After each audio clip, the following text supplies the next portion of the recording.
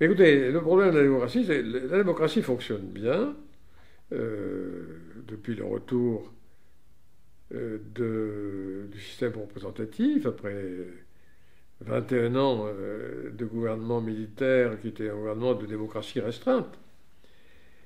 Mais cette démocratie souffre d'un certain nombre de maux et il est très difficile de réformer la situation actuelle parce que justement c'est le Congrès qui devrait décider de le réformer et le Congrès actuel bénéficie des dysfonctionnements de la démocratie. Je m'explique. Vous avez d'abord une constitution, la constitution de 1988, qui est une constitution post-autoritaire dans laquelle on a mis des tas de données qui habituellement relèvent de la loi ordinaire. C'est une constitution qui a près de 300 articles. La constitution française en a 90. Et comme disait Napoléon, les bonnes constitutions doivent être courtes et obscures. Et celle-ci est très précise sur des tas de choses qui ne relèvent pas de la Constitution. La Constitution, c'est une règle du jeu. Là, on vous dit, dans tous les États, il y aura deux polices qui s'appelleront police militaire, police civile, etc. Tout ça, ça ne relève pas de la Constitution. Donc, quand on veut bouger quelque chose, changer quelque chose, il faut des amendements à la Constitution. Et ça, c'est très lourd parce qu'il y a deux chambres au Congrès et les procédures parlementaires sont très formalistes, très longues et très lourdes. Deuxièmement, il y a cette multiplication des partis qui est due à une loi électorale qui favorise la multiplication des partis. En fait, au Brésil, il y a deux partis importants. C'est le parti social-démocrate brésilien de M. Cardoso, disons centre-droit, et puis le Parti des travailleurs de M. Lula ou de Mme Dilma Rousseff, qui est au centre-gauche.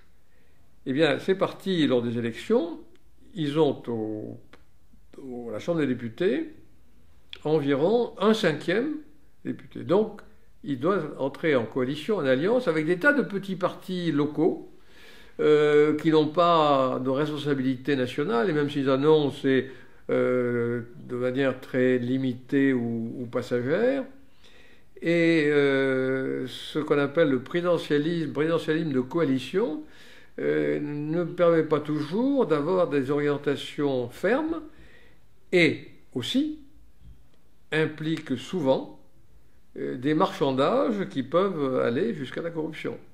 D'où l'affaire de la mensualité versée à des partis alliés pour voter les projets de loi du gouvernement du Parti des travailleurs de M. Lula da Silva. Voilà pourquoi il y a un vrai problème. Et la réforme n'est possible que si le Congrès veut bien. Mais le Congrès n'aurait pas de raison de réformer puisqu'il se trouve bien de cette situation. Voilà. Donc là, il y a vraiment un vrai problème.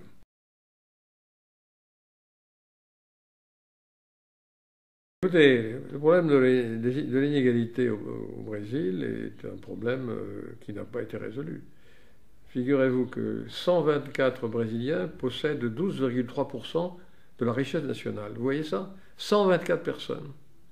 12,3% de la richesse nationale. Et si vous regardez le fameux indice de Gini qui permet de mesurer l'inégalité, le Brésil reste le pays le plus inégalitaire d'Amérique latine.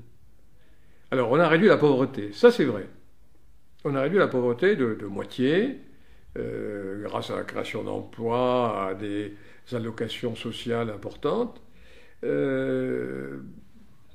Pour prou, une quarantaine de millions de Brésiliens sont sortis de la pauvreté, sont passés dans les classes moyennes populaires, les classes moyennes pas encore totalement moyennes, mais enfin qui ne sont plus des pauvres.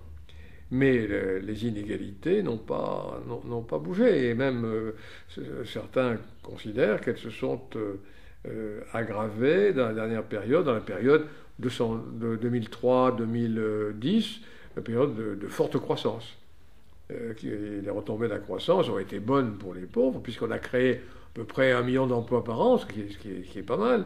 Mais la concentration de la richesse s'est poursuivie. Alors, généralement, quand on parle d'inégalité, on parle d'inégalité aussi géographique. C'est vrai, il y a plusieurs Brésils. Il y a un Brésil développé au sud, São Paulo, Paraná, Rio, Rio Grande do Sul. Il y a un Brésil sous-développé, ou en voie de développement, parce qu'on dit plus sous-développé maintenant, on dit en voie de développement au nord-est, et bien un Brésil non développé dans l'Amazonie. Hein. Ça, c'est toujours une vérité, mais il faut la nuancer, parce qu'au nord-est, il y a une industrialisation dans l'état de Bahia, dans l'état de Pernambouc, qui compte. Et même dans l'Amazone, on a à Manaus une zone industrielle franche, une zone franche industrielle, qui représente un élément de modernité, de développement qui n'existait pas il y a 40 ans, 50 ans. Donc le Brésil change, mais les inégalités restent très fortes.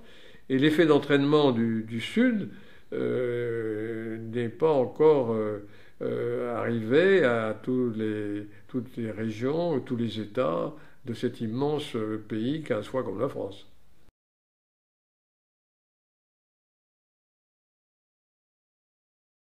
Alors, je ne voudrais pas fâcher les féministes, mais je considère, et je persiste et signe, que l'arrivée à la présidence de la République de Lula est un événement d'un immense retentissement. Aussi important que l'arrivée d'un noir à la Maison-Blanche aux États-Unis. Pourquoi? Parce que il n'y a pas de situation identique ni de précédent. C'est la première fois que dans un grand pays, 7e économie mondiale, un ouvrier, un travailleur manuel devient président. Le seul précédent, c'est Lech Walesa en Pologne, mais c'est quand même une situation un peu particulière, puisque c'était l'effondrement du communisme, etc. C'est pour ça que je considère que c'est très important, et certainement plus important que l'arrivée à la présidence de Mme Dilma Rousseff. Pourquoi? Bien parce que des femmes présidents, il y en a d'autres. Hein. Il y a eu Mme Bachelet au Chili, il y a une présidente au Costa Rica, il y en a une au Panama précédemment. Dans le monde, il y en a d'autres. Il y en a eu au Sri Lanka, il y en a eu en Afrique. Mais Mme Dilma Rousseff, elle a fait des études supérieures, elle est dans le moule des gens qui deviennent présidents. Bon, elle est femme, je dirais que c'est la première fois au Brésil, mais elle est dans le moule des gens qui deviennent présidents au Brésil, qui sont des ingénieurs, des généraux, des sociologues, des gens qui appartiennent au coup supérieur. Le cas de Lula est absolument unique au monde. En France, en Europe, on n'a jamais eu un ouvrier qui est devenu président de la République. Ni en France, ni nulle part ailleurs. Donc, c'est pourquoi je considère que cette situation mérite d'être soulignée et signifie quelque chose. Ça signifie qu'il y a une capillarité sociale, qu'il y a une capacité de promotion sociale dans ce pays qui est très inégalitaire. Hein, c'est un des paradoxes, très inégalitaire, et en même temps, le seul pays au monde où un ouvrier peut devenir président de la République. Voilà, ça fait partie des paradoxes brésiliens.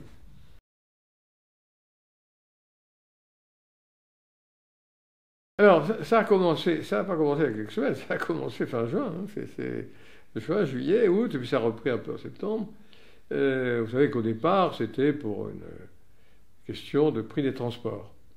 Et puis, des prix des transports, on est passé à la qualité des transports, ou à l'absence de transports, ou à la vétusté des transports. Hein, et ça, c'est un problème récurrent au Brésil. Et de temps en temps, il y a des flambées comme ça. Mais là, c'est devenu une flambée avec une dimension politique. Pourquoi? Parce que justement, il y a des expectatives plus fortes, dans la mesure où le niveau d'éducation est plus élevé, où il y a toute cette nouvelle classe moyenne qui n'a pas envie de retomber dans la pauvreté, et qui voit que les choses ne vont pas et qui peut s'exprimer. Parce qu'au départ, ce sont des étudiants qui sont dans la rue, mais beaucoup des étudiants sont issus de milieux extrêmement modestes. Alors, qu'est-ce qu'ils ont signalé? Parce que tout ne s'est pas limité à demander ou passe au livre et le fait de ne pas payer pour les étudiants le transport urbain. Ils ont demandé, c'est d'avoir des services de qualité et dans l'éducation, dans la santé et dans les transports. Ils se sont indignés, hein, comme les indignados de Madrid, comme les Occupy Wall Street à New York, contre les dépenses énormes pour le mondial de 2014 et pour les Jeux olympiques 2016, qui sont des dépenses de prestige. Et là, ce qu'on a vu, c'est tout à fait intéressant et tout à fait significatif. On a vu des citoyens, fiers de leur pays, passionnés de football aussi, opposer la qualité de la vie quotidienne qu'ils souhaitent aux dépenses de prestige qui permettent au Brésil de rayonner et d'être reconnu dans le monde.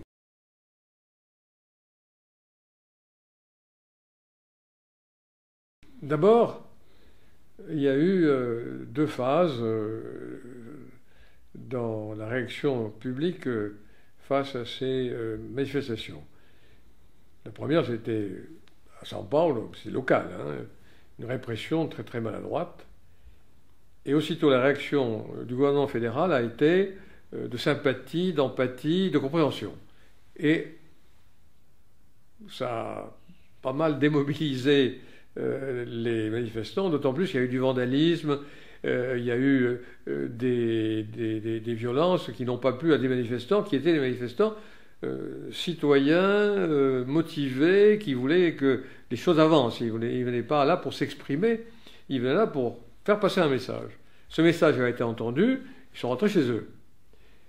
Alors, le message était politique aussi, c'était sur la corruption. Et la corruption, c'est le système politique, on revient à ce dont on parlait tout à l'heure. Alors, la présidente a dit on va faire des réformes politiques, on va faire une nouvelle constitution, ou on va changer la loi électorale. Oui, mais tout ça, il faut que le Congrès l'accepte. Et le Congrès a mis des bâtons dans les roues au gouvernement fédéral et à la présidente, et pour le moment, il ne s'est rien passé. Et il n'est pas évident que ça entraîne une mutation du système politique et encore moins un renouvellement des élites politiques.